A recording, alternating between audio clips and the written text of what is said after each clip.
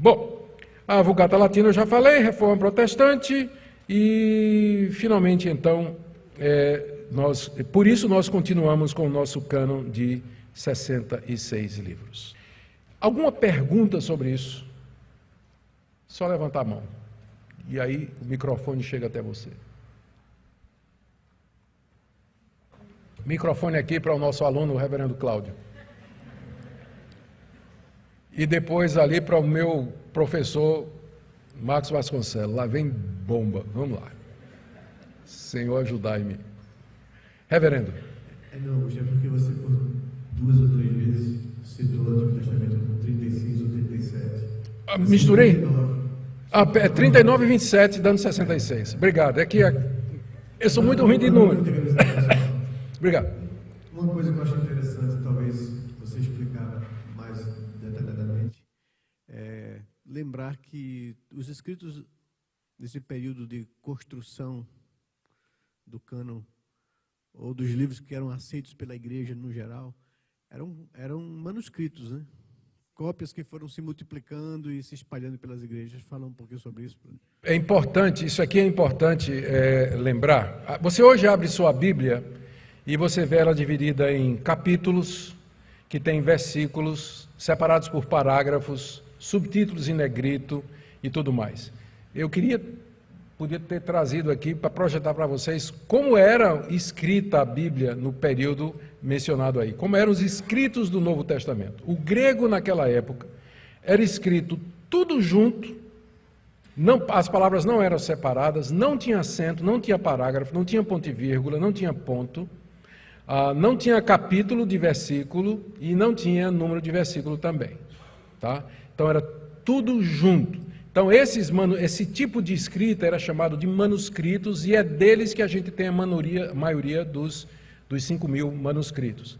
Tinha uma outra categoria que era chamado de unciais ou maiúsculos, em que o grego era todo escrito em letra maiúscula. Esses era mais complicado ainda de ler e entender.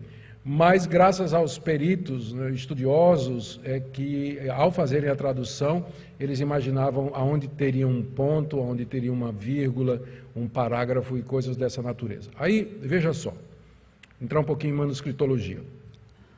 A carta que Paulo mandou para Éfeso, chegou em Éfeso, então naturalmente alguém fez uma cópia, né?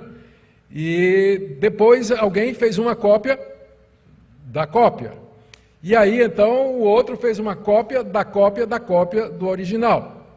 Então, a ponto de que hoje nós não temos os originais. A carta que Paulo escreveu aos Efésios nós não temos. Nós temos uma cópia de cópia de cópia de cópia, datando aí do século III mais ou menos. Do século III mais ou menos. E quando você compara essas cópias que a gente tem da carta aos Efésios, a gente percebe que tem diferenças.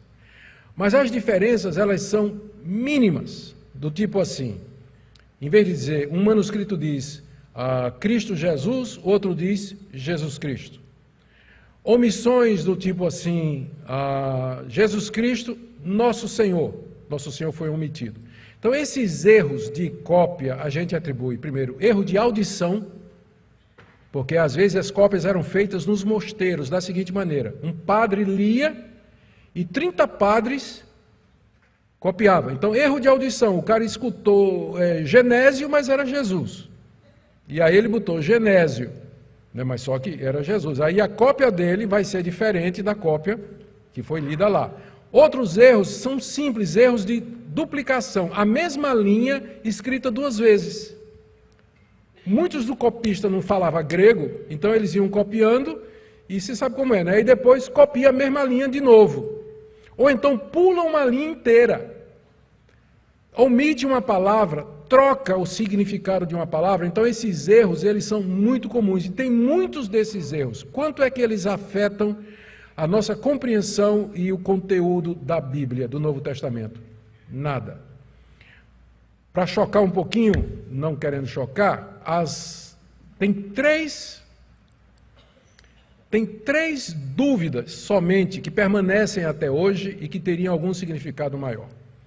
A primeira é o final do Evangelho de Marcos, capítulo 16, aquela parte que diz que Maria Madalena, que Cristo apareceu a Maria Madalena, depois da ressurreição, que foi contar aos outros que não acreditaram, depois apareceu a 2 no caminho de Emaús, finalmente apareceu aos 11, quando eles estavam reunidos, e disse: "Ide por todo mundo pregar o evangelho a toda criatura, vocês vão pegar em cobra, vocês vão falar outras línguas, vocês vão expelir demônios, vocês vão curar doentes, e se beber veneno não vai ter nada de mal", tal.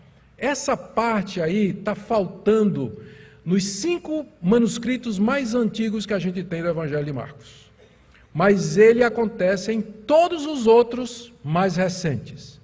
E aí a pergunta é: qual é o critério para ser o original? O mais antigo, que estaria mais próximo, ou aquele que aparece na maioria dos manuscritos?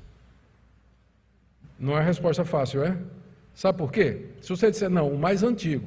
Mas a pergunta é, mas se ele é antigo, por que ele foi preservado? Porque como era o costume? Um manuscrito que era bom, ele era copiado. E o manuseio daquele pergaminho, em pouco tempo, fazia com que ele acabasse. Então, todo pergaminho bom tinha pouca duração. Por isso, só sobram pergaminhos do século III e IV. Porque todos os outros foram copiados até... Então, o mais antigo não significa que é o melhor. Significa que alguém leu e disse: "Isso aqui é uma cópia ruim", enrolou e jogou no vaso. Aí ele é o mais antigo, exatamente porque é ruim. Então, essas dúvidas são as dúvidas que ocupam os estudiosos, né? Eles ficam... Então, eu pessoalmente, eu não tenho dificuldade com o final de Marcos 16, e comigo dezenas de biblistas, né? Porque ele é atestado na maioria dos manuscritos, aparece na maioria dos manuscritos, ele não tem nada que contradiga o ensino dos demais evangelhos, e mesmo que você tirasse o fim de Marcos 16, tem o início de Atos, tem o fim de Lucas, que dizem mais ou menos a mesma coisa. A única coisa diferente ali são aqueles sinais, né? Aqueles sinais que só aparecem naquela parte ali.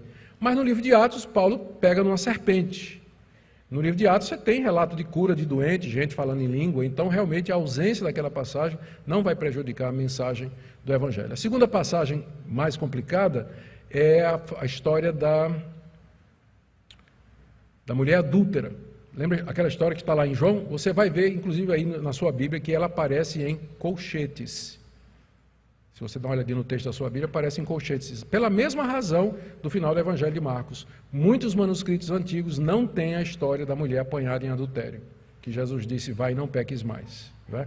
Aquele que não tem pecado, atire a primeira pedra. Então, eu não tenho dificuldade, já preguei nesse texto como sendo canônico, porque ele aparece na maioria dos manuscritos, e não tem nada nele que contrarie o restante da Bíblia. E mesmo que você tire a história da mulher apanhada em adultério, isso não altera em absolutamente nada o ensino bíblico.